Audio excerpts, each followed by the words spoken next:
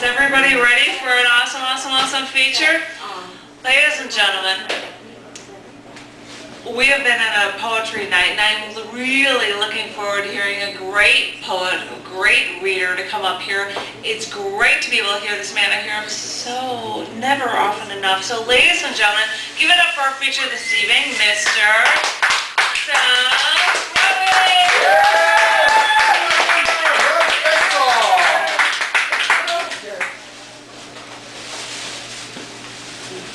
Okay, I've been working on a manuscript here, and so I put together the different kinds of poems that are in it, and I got family poems, I've got poems about writing poems, I've got poems about some artists, and I've got some love poems. So I'll start with the family poems.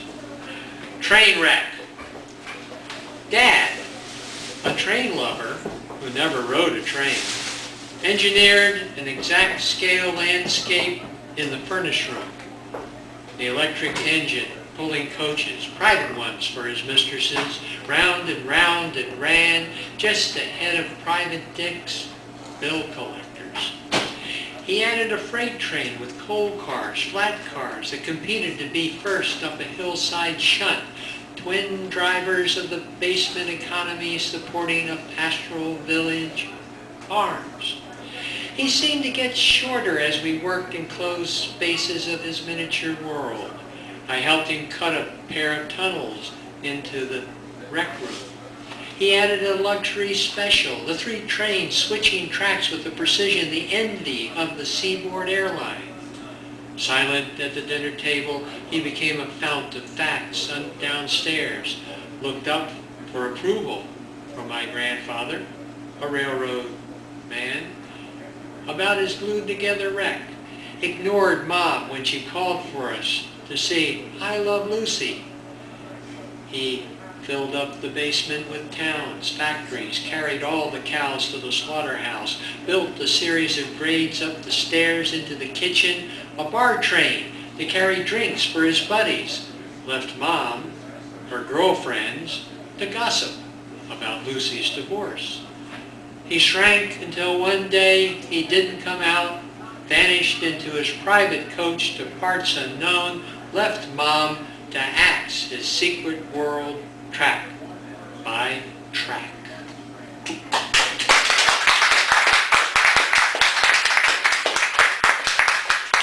Family reprimands.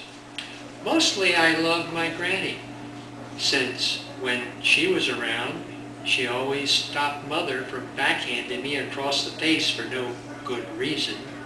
You'll addle his brain, she warned, shaking her stainless steel soup ladle under Mother's overbite.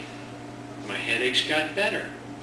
I thought Granny would always support me until that day she threw me over her knee, gave my bottom the back of her iron spatula because I poured out hearts of salt all over her kitchen table.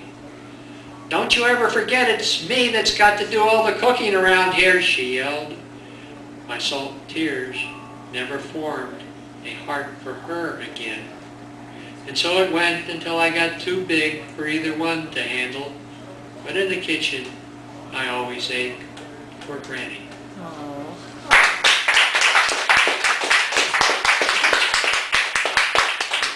Dancing in the dark. Dad's party was fully inebriated. The guys were mad to hear his Calypso records. So I led 5 husbands up to my dim-lit attic room where I hoarded them. I was 14 and a poor dancer. I just liked to listen. Kurt's wife, Modena, came too. She was snookered, and jungle drums got us going, cheek to cheek, hip to thigh. Kurt wasn't there. But the other guys didn't want to be caught by him, since Modena was a willow with roving branches. We got into a real bump and grind as the drums heated up. Dad looked mad, but the others cheered us on like she was mistress of us all. At the end of the 3-minute record, they asked why I dropped her so quick.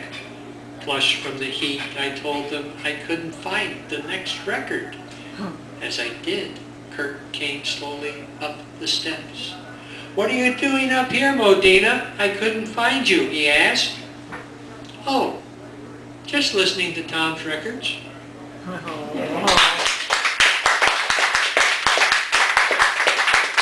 Thank you. Mother music. Slender fingers that once played Massenet's Aragonese or Chopin's military polonaise trill the keyboard of my imagination, but not those shrill performances in her boudoir mirror, dressed in white bra and panties, complaints concerning my Don Juan dad. "If only we could catch him in flagranto," she'd weep. "Oh hell, our stakeouts always failed." Ma other was a doomed operatic heroine, and I her most impotent confidant, worse than Friar Lawrence. Yet, when I was destroying my education, she coaxed me with a maternal hug to get on the next bus, take that final exam, the road to graduation. Afterwards, we shared a dance.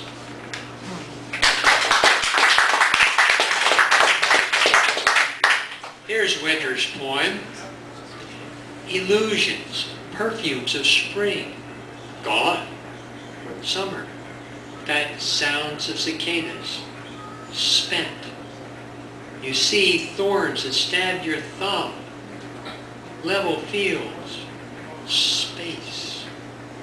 Wind shapes ice, frost frames limbs of elms, stars.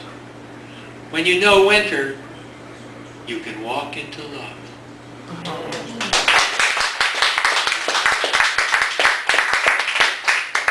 Now, you ask me why I write, how I'm able to write such wonderful poems, and I have to tell you where to find inspiration. Beset by writer's block, I take refuge at a poem store. The kind once found in every town at the end of the line next to a foreclosed dollar store in the worst neighborhoods, seedy areas from whose dark drama you could hardly expect brilliant poems.